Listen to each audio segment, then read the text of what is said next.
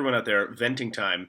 There's a little bit of language in this, so young children, watch out.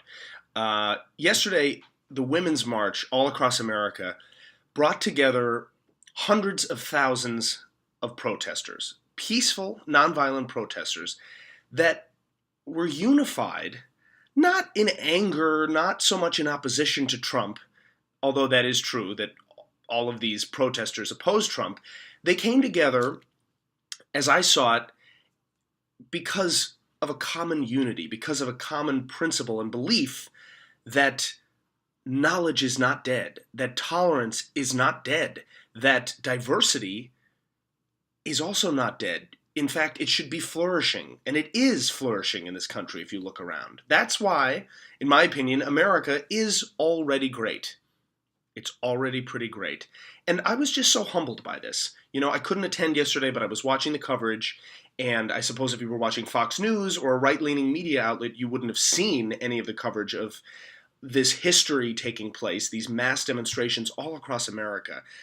I was so humbled and inspired by it. And, you know, regardless of your politics, I think you have to recognize that yesterday was history. Yesterday was a big showing of the people that are not only anti-Trump, but that demand an explanation, that demand Trump and his administration start acting presidential, and not only that, but start speaking for them. And it got me thinking that, you know, people on the right or Trump supporters, people that I know that fall into these categories, will tell me, you got to get over it, Joey. He won. You got to, you know, we have to try to hope for the best and pray for the best. And they're not wrong. You know, I want this president, as much as I strongly dislike him and am against a lot of the things that he has said and done, ultimately, I don't want him to destroy the country. I want him to succeed, and I want him to start governing and start being presidential.